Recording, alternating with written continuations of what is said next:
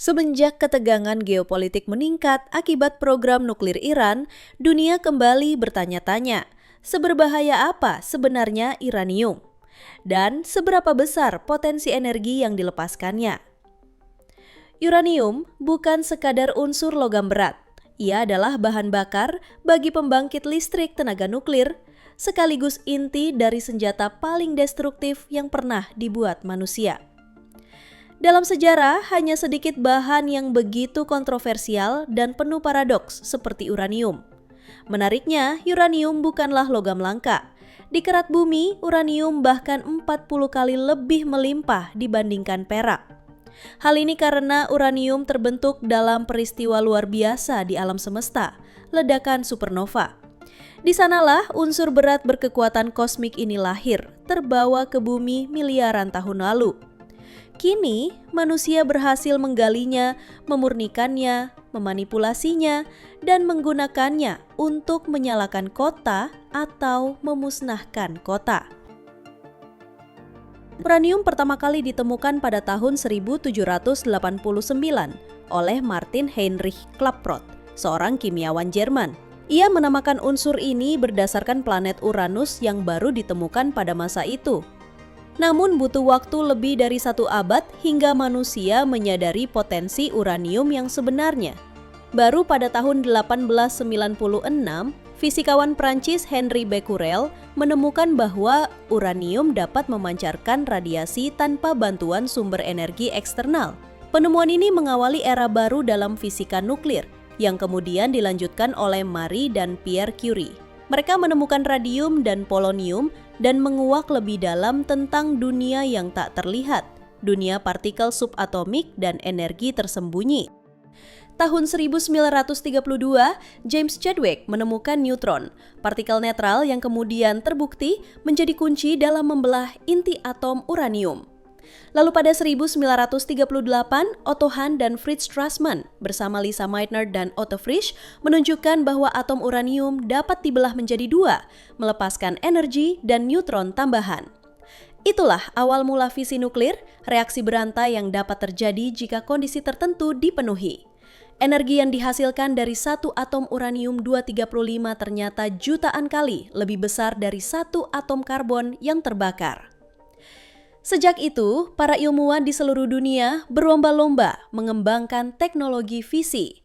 Dan puncaknya terjadi dalam proyek Manhattan ketika Amerika Serikat menciptakan bom atom pertama di dunia menggunakan uranium yang diperkaya. 1 butir uranium sebesar anggur kecil saja bisa menghasilkan energi yang cukup untuk menghidupi 1 lingkungan perumahan selama setahun penuh. Hal ini terdengar seperti fiksi ilmiah, tapi telah dibuktikan dalam berbagai reaktor nuklir modern. Sebagian besar uranium di alam adalah uranium-238 yang stabil dan tidak mudah mengalami fisi. Sedangkan uranium-235 yang bisa membelah diri dan memicu reaksi berantai hanya berjumlah kurang dari 1% dari total uranium alami. Inilah yang membuat proses pengayaan menjadi sangat penting. Tanpa pengayaan, uranium tidak akan cukup kuat untuk menjalankan reaktor, apalagi digunakan sebagai bahan bakar senjata nuklir. Meski begitu, di luar laboratorium dan fasilitas industri, uranium seringkali tak tampak mengancam. Dari luar, uranium terlihat tak berbeda jauh dengan logam biasa, berwarna abu gelap, sedikit berkilau, kadang menyerupai batu tambang tua. Tak ada yang menyala hijau terang seperti di film. Bahkan, jika seseorang menemukannya di alam dan tidak tahu apa itu, besar kemungkinan mereka akan menganggapnya batu biasa, lalu memegangnya dengan tangan kosong. Lantas, apa yang terjadi jika uranium itu disentuh langsung? Jika dalam bentuk logam padat, uranium memang tidak langsung membakar kulit atau membuat tangan melepuh. Radiasi alfa yang dipancarkannya tidak bisa menembus kulit manusia. Tapi bahaya sesungguhnya tidak datang dari apa yang bisa dilihat, melainkan dari yang tak terlihat. Uranium sangat reaktif terhadap udara. Begitu berada di luar, permukaannya akan cepat teroksidasi dan membentuk lapisan tipis debu uranium oksida. Debu inilah yang mematikan. Ketika tangan menyentuh permukaan uranium, partikel mikroskopis itu bisa menempel, lalu terbawa ke hidung, mulut, atau bahkan luka kecil di kulit. Jika terhirup atau tertelan, partikel uranium bisa masuk ke paru-paru atau aliran darah. Di dalam tubuh, ia akan memancarkan radiasi alfa secara terus-menerus, merusak DNA, menekan sistem kekebalan tubuh, dan dalam jangka panjang meningkatkan risiko kanker, terutama kanker paru-paru dan ginjal. Dan ini belum termasuk efek kimianya sebagai logam berat toksik yang menyerang fungsi ginjal dan sistem metabolisme tubuh. Artinya, bahkan jika tidak memancarkan radiasi kuat, uranium tetap racun yang mematikan secara perlahan. Bahaya uranium bukan seperti luka yang terasa saat itu juga. Ia seperti racun halus, masuk perlahan, mengendap dalam tubuh, dan mematikan diam-diam.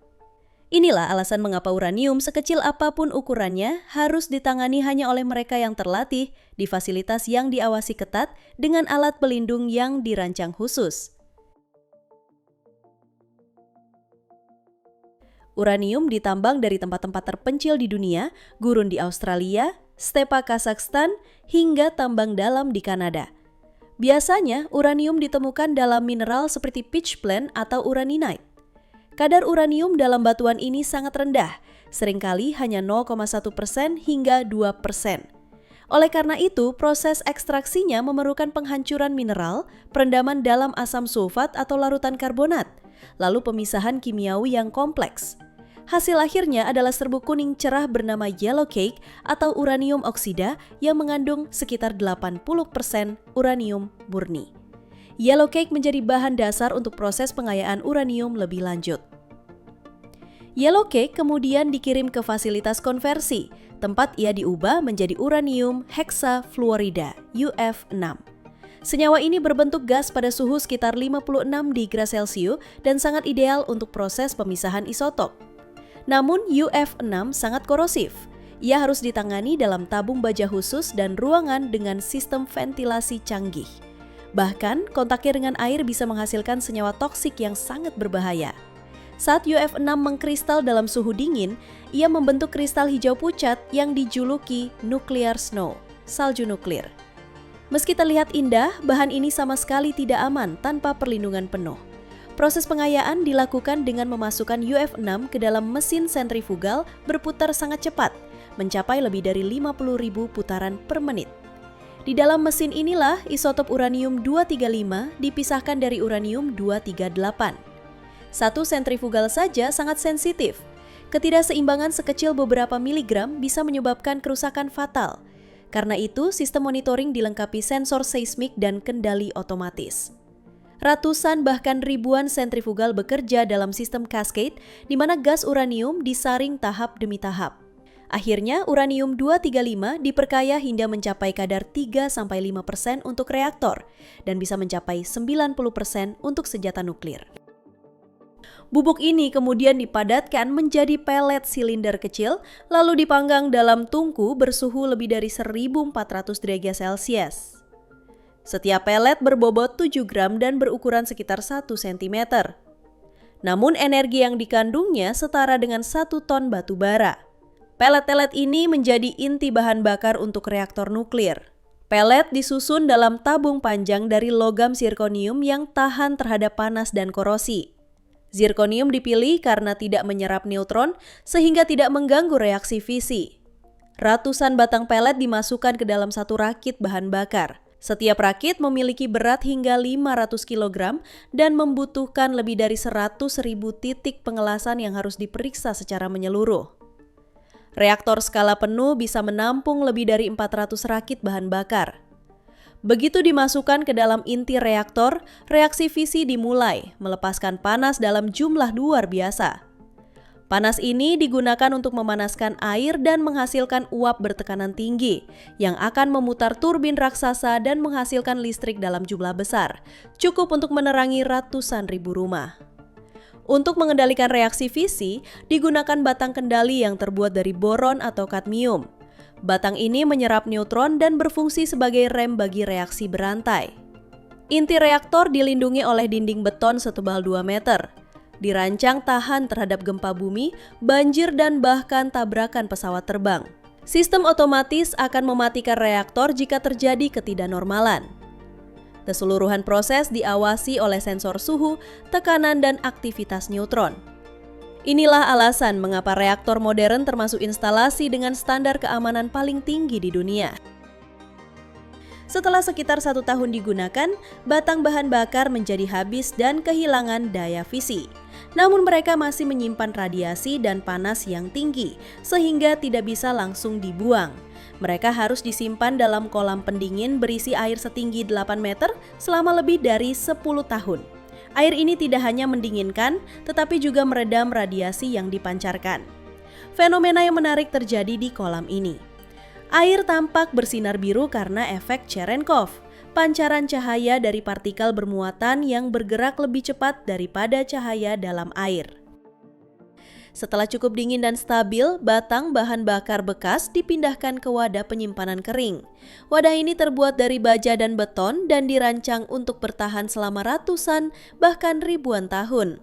Penelitian sedang berlangsung untuk menciptakan fasilitas penyimpanan bawah tanah permanen.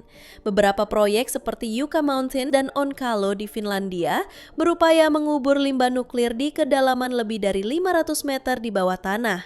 Namun bahkan dengan teknologi penyimpanan tercanggih, masalah limbah nuklir tetap menjadi tantangan besar dalam dunia energi.